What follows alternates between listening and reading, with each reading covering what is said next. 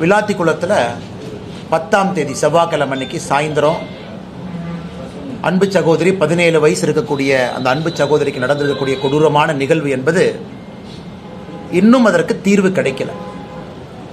எதற்காக நாங்கள் திமுக அரசை குற்றம் சாட்டுகின்றோம்? என்ன பார்த்தீங்கன்னா பல திமுக அமைச்சர்கள் சொல்கிறாங்க, இல்லைங்க நாங்கள் என்னங்க பண்ணுறது, குற்றம் நடக்குது, குற்றவாளிகள் இருக்கிறாங்க, எப்படி எல்லா பழியும் எங்கள் மேலே போட முடியும்?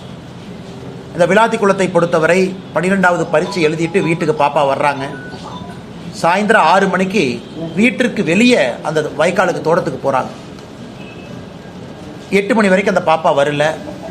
அதன் பிறகு அந்த குழந்தையினுடைய பெற்றோர்கள் குளத்தூர் காவல் நிலையத்துக்கு போய் கம்ப்ளைண்ட் கொடுக்க போகிறாங்க. விளாத்திக்குளத்தில் குளத்தூர் காவல் நிலையத்தில் அந்த கம்ப்ளைண்ட்டை எடுத்துக்க மாட்டேங்கிறாங்க. அடுத்த நாள் காலையில் நீங்கள் விளாத்திக்குளம் அனைத்து மகளிர் காவல் நிலையத்துக்கு போங்கிறாங்க. ஸோ 11ஆம் தேதி காலையில் அங்கே போகிறாங்க. அங்கே இருக்கக்கூடிய காவல் ஆய்வாளர் அவர்கள் ரொம்ப ஒரு தரம் தாழ்ந்த வார்த்தையை பயன்படுத்தி பெற்றோர்களை உதாசீனப்படுத்துகிறாங்க. அதன் பிறகு மத்தியானம் 1:30 மணிக்கு 11ஆம் தேதி அந்த குழந்தையினுடைய சடலம் அங்கே கிடைக்குது. இது எந்த அளவுக்கு பெரிய ஒரு பாதிப்பு நம்ம எல்லோருக்கும் மனதில் ஏற்படுத்தியிருக்குன்னா, நம்மை பாதுகாக்கக்கூடிய அரசு, ஒரு காவல்துறை ஒரு கம்ப்ளைண்ட் போகும் பொழுதே எடுத்திருந்தா, அப்போவே போலீஸ்காரங்க வெளியே வந்து செக் பண்ணியிருந்தா ஒருவேளை இது தடுக்கப்பட்டிருக்குமோ?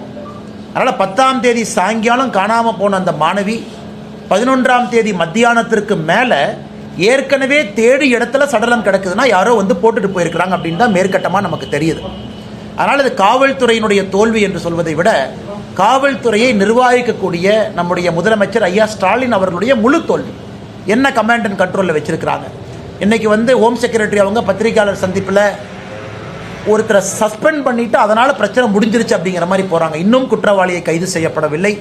இதை நாங்கள் வன்மையாக கண்டிப்பதை தாண்டி தமிழக மக்கள் புரிந்து கொள்ள வேண்டும். அந்த சகோதரி பேரை நம்ம பயன்படுத்தக்கூடாது, 17 வயது இருக்கிற காரணத்தினால. அவங்க 10ஆம் வகுப்பில் 500க்கு 495 மதிப்பெண், அப்படின்னா 99%, 99%. இதை விட ஒரு ஏழை குடும்பத்தில் ஒரு குழந்தை என்ன பண்ண முடியும் நீங்கள் யோசிச்சு பாருங்கள். 99% மதிப்பெண்கள் பெற்று அந்த தலைமுறையை உயர்த்தக்கூடிய ஒரு வாய்ப்பு இருந்தும் கூட அந்த குழந்தைக்கு இது போல் நடந்திருக்கிறது. அதனால் முதலமைச்சர் அவர்கள் வெட்கி தலை குனியணும். இன்னைக்கு கனிமொழி போயிருக்கிறாங்க, சகோதரி கனிமொழி அவர்கள் அங்கே இருக்கக்கூடிய மக்கள் தங்களுடைய கோபத்தை காட்டியிருக்கிறாங்க.